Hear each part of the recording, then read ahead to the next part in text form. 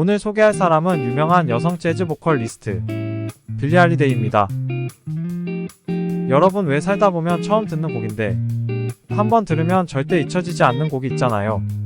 빌리 할리데이의 I'm a Fool to Want You를 들으시면 그렇게 되실 겁니다. 물론 개인차는 있습니다. 그녀는 1915년 미국 펜실베이니아주 필라델피아에서 태어났습니다.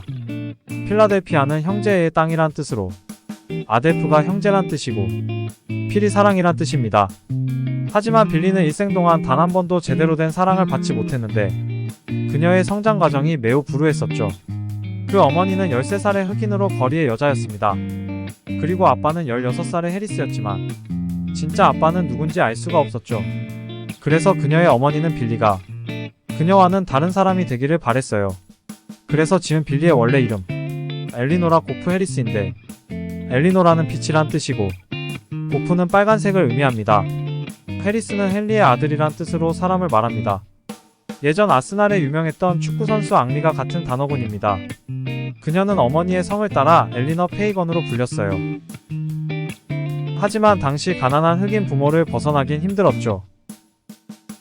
빌리도 10살 때 40대 백인 남자와 억지로 엮이는데 당시 미친 백인 경찰이 그런 그녀를 오히려 불량소녀로 감옥에 보내버립니다. 그 이후로 어머니처럼 거리의 여자로 살게 됩니다.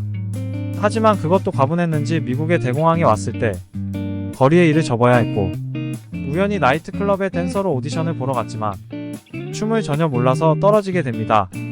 그때 클럽 피아니스트가 빌리를 불쌍히 여겨서 노래를 불러보라고 했는데 그것이 그녀가 가수가 된 계기. 그녀 최초의 제대로 된 직업이었어요. 당시는 흑인 차별이 심했던 시절이었지만 빌리가 노래를 부르면 모두 다 가슴이 숙연해졌으며 비록 흑인이었지만 노래를 부르는 동안은 그 누구도 빌리를 무시할 수가 없었죠. 이윽고 빌리가 18살에 가수로 성공을 하자 그녀의 아버지가 나타나는데 그는 빌리의 돈 때문에 온 클래런스 할리데이였죠. 클래런스는 깨끗하다는 의미인데 본인 이름에 반도 못했던 인간이었죠.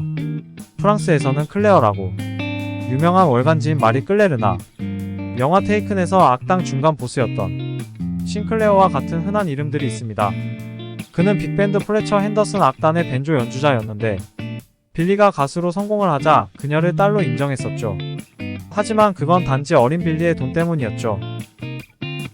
그때부터 쓰게 된 그녀의 이름이 빌리 할리데이였는데 빌리는 그녀가 평소 좋아하던 배우의 이름이었어요.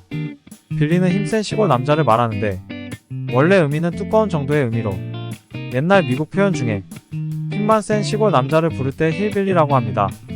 쿠엔틴 타란티노의 킬빌에서 이름만 보자면 악당 주인공 빌리 2편의 형이 아닌 1편의 동생이 진짜 악당 주인공이죠. 그리고 할리데이는 신의 날을 뜻합니다. 그래서 할리데이는 부활절과 새해 첫날까지의 휴일을 말했는데 연휴라고 보시면 맞습니다.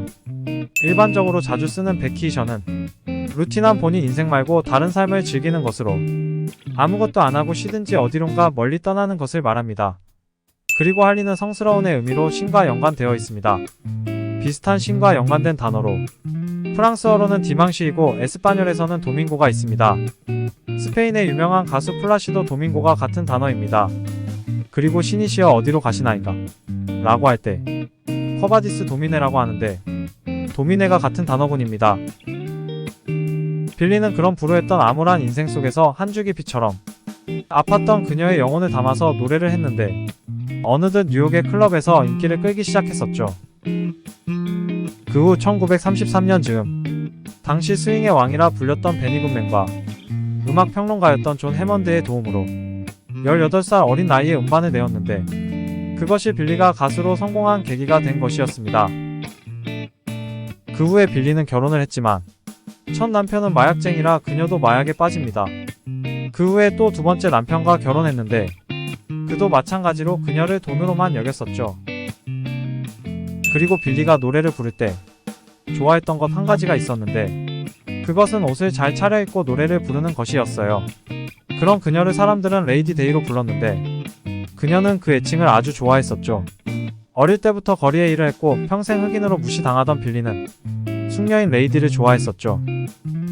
빌리가 사람들을 사로잡았던 건 영혼을 흔드는 목소리였는데 어떤 이는 빌리가 말년에 마약을 할 때 찢어지는 듯한 목소리가 더 좋았다고 하고, 또 어떤 이는 전성기 시절의 목소리가 더 좋았다고 하지만, 그러나 그것은 단순한 목소리가 아닌 빌리의 인생 역경과 영혼이 담긴 목소리였죠. 한국에서는 모 신발 회사가 빌리의 I'm a Fool to Want You를 배경음악으로 사용했는데 다들 한 번씩은 들어봤던 노래입니다. 이 곡은 빌리가 말년에 3번의 결혼과 이혼을 하고 또 감옥을 몇 번 드나들면서 약쟁이라고 팬들에게 거의 잊혀질 무렵에 빛이라는 그녀의 이름답게 마지막 빛을 다 불살라서 불꽃 같은 영혼으로 만든 앨범으로 레이디 인 사던에 수록된 첫 번째 곡이었어요. 그리고 빌리는 이듬해인 1959년에 마약 중독으로 세상을 떠납니다. 당시 그녀의 나이 44살이었죠. 그녀가 얼마나 대단했었냐면 당시 그녀와 함께 연주했던 밴드 연주자들이 다들 재즈에서 전설이 아닌 레전드라고 합니다. 빌리는 사랑이란 이름의 동네에서 태어나 단 한 번도 사랑을 받지 못했지만 세상의 모든 역경을 이겨내고 그녀의 이름처럼 세상의 빛이 되었죠. 관련 일화로는 마이웨이로 유명한 프랭크 슈나트라가 젊은 시절에 빌리에게 보컬 코치를 받았고 그녀가 말년에 병원 신세를 질 때 금전적으로 도움을 주기도 했습니다. 또 한국의 재즈싱어인 웅산도 충북 구인사에서 2년 정도 비구니로 살다가 이 노래를 듣고 자신도 모르게 한영애의 누구 없소를 부르다가 절에서 나와 재즈싱어가 되었다는 이야기도 있습니다. 그리고 웅산이란 이름도 당시 구인사 때 법명이었습니다.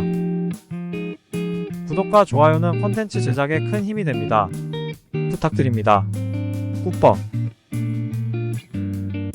팬이어 어플로 재생하시면 더욱 편하게 감상하실 수 있습니다. 특히 실제 작가의 작업 화면과 작업 속도 그대로 감상하실 수 있습니다.